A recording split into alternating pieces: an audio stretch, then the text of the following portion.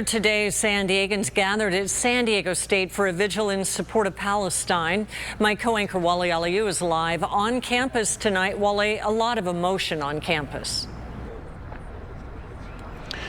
Yeah, that emotion definitely spilling out today, Kimberly, but if we're honest, for them, that emotion's been going since Saturday. And if we're really honest, for some of these folks, this emotion has been something they've really had to live with their entire lives, fearing their entire existence. Today was all about a march for Palestine. They were yelling, "Free Palestine." There was nearly 100 people on the Palestinian side marching through campus. They went from about 2 to 3 o'clock. There were also maybe a dozen or so people, observers, from the Israeli side as well. I want to get out to ABC 10 News reporter Madison Weil, who was here for the rally. She spoke with students, with family, fearing for their safety on both sides of this conflict. Students in support of the Palestinian people peacefully rallying at SDSU on Wednesday. We're not for any lives lost, no matter what, Palestinian or Israeli. This student asking to remain anonymous for fear of retaliation. Palestinian students here say they don't stand for attacks on innocent civilians, taking part in this rally to raise awareness of what they say Palestinians have faced for decades. What's been happening the past few days hasn't been happening for just the past few days.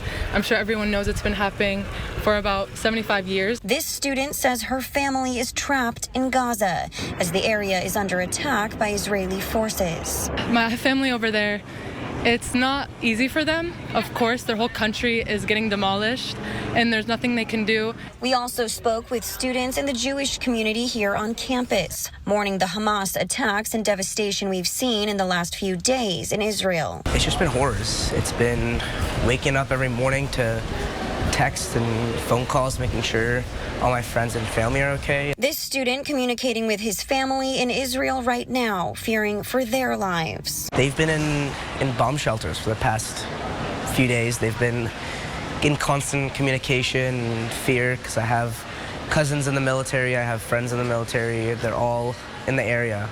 Calling for an end to the bloodshed. The hope has always been peace. If you ask any Israeli, they'll tell you that all they've ever wanted is peace. Different perspectives, but again, both groups of students I spoke with say they are mourning the loss of innocent life, and the end goal here is peace, especially as they're thinking of their families overseas tonight. Madison, great coverage here. As we were here, we were watching it again. Maybe nearly 100 people on the Palestinian side, maybe a dozen or so from the Israel side. We didn't really know what to expect when we came out here. Did you see or notice any tense moments in between the two sides? Yeah, coming into a rally like this, of course, you're thinking what could come. This is an emotionally charged situation. We didn't see any kind of tense interaction between the groups. They both respected each other's right to be there. And again, the tone of the conversations that I had with these students was not confrontational. It was simply heartbroken. It was heartbreaking. Heartbroken and in search of peace and some answers. Madison, thank you so much. So again, there were dozens and dozens of people not only marching in support of Palestine and even some of those Israeli onlookers, but there were also a lot of non-partisan onlookers here on campus when you have a rally of this magnitude on this campus. All the students, staff, faculty, and just regular onlookers stopping by to see what's going on. And when they realize it's the rally for the conflict between Palestine and Israel, they immediately feel like they need to take a side. One onlooker we spoke with cautions against that. I've been seeing a lot of pro-Israel, which again, I'm not for, I'm not against. I'm uneducated on this. Obviously, we're at an educational institution, SDSU. What I would tell people is educate, read what's going on, read both sides of the stories. A lot of people are just going to say, oh, okay, well, I heard this side, so this side's automatically right. Or I heard, this side, and this side's wrong.